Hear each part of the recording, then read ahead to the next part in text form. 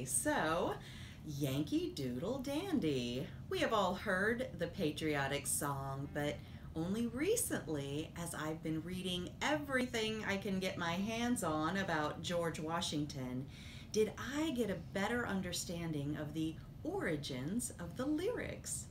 You see, it turns out that in true American fashion, we took an intended insult and flipped it on its head to become a mantle of pride. The Rights Restrictors of the 1780s, the English oppressors, used to make fun of the people they saw as their subjects, the American Colonists, because they saw us as unsophisticated, simple-minded, and downright deplorable, so to speak. They saw our adherence to national pride as silly and offensive. They viewed our desire to be independent as laughable. So they made up a song to denigrate the liberty-loving patriots. Calling us Yankee Doodle dandies was supposed to demoralize us. A doodle was a simpleton, and the phrase stuck a feather in his hat and called it macaroni implied that backwoods bumpkins would put a feather in their coonskin caps and think they were as elegant as the Europeans who dressed in the latest Italian fashion, which was known as macaroni. And according to journalist Thomas Fleming, when the Revolutionary War ended and the British formally were surrendering to the American patriots, the British marched with their heads turned away from the lines of victorious Americans. This was intended as an insult, trying to pretend that the Americans didn't exist. But the American band struck up their favorite adopted song, Yankee Doodle, and with a blast of drums and a swirl of fifes, every British head turned, causing them to stare directly into the faces of their former subjects. You see, underestimating the spirit of liberty is something the rights restrictors tend to do over and over again. Nowhere is it more apparent than with the topic of firearms and those who own guns. The rights restrictors try every tactic to ignore us, villainize us, belittle us, and shame us into silence. And maybe, for a while, it might even look like they're winning with their hysterical rhetoric and their endless schedule of marches and marches and more marches, but ultimately their hot air shows itself as just that: baseless, formless, unsustainable puffery.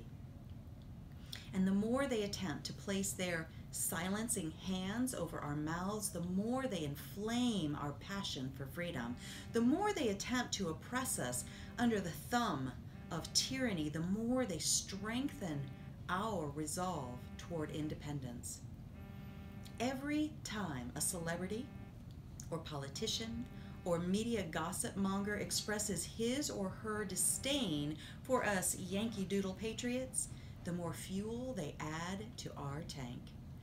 And among the real-life examples of our modern-day Yankee Doodles is Maj Touré, the founder of Black Guns Matter. Maj is a one-man grassroots urban outreach. He has traveled the country talking with people who for too long have been drinking of the poisonous Kool-Aid of tyranny. He helps individuals and entire communities to be reminded or learn for the very first time that the U.S. Constitution belongs to all of us. Every word of our Second Amendment, including the clause, "shall not be infringed," is every American's inheritance from the original underdogs, those Yankee Doodles. And that spirit runs in the blood of every patriot in every generation.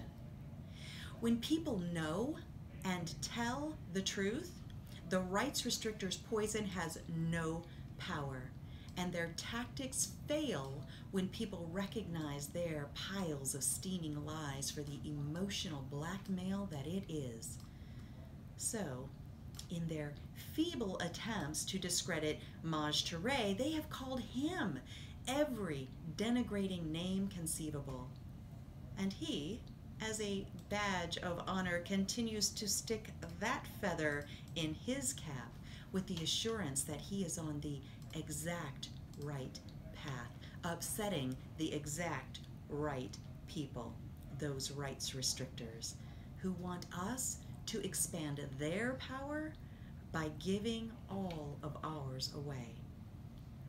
And as much as they want to turn their heads away and not notice people like Maj and people like you, who speak up and instill in our future generations of children and our children's children the knowledge and values that have been handed down from our forefathers, the more his words and actions and yours cause them to look and see that we are not ever going to be kowtowed and ignored, because we are indeed going to keep it up, and we will broaden our step and continue to feather our cap, because Maj and you and I are proud to be this generation's Yankee Doodle dandies. Dan?